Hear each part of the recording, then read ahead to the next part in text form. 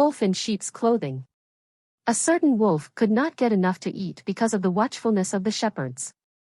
But one night he found a sheep's skin that had been cast aside and forgotten. The next day, dressed in the skin, the wolf strolled into the pasture with the sheep. Soon a little lamb was following him about and was quickly led away to slaughter. That evening the wolf entered the fold with the flock.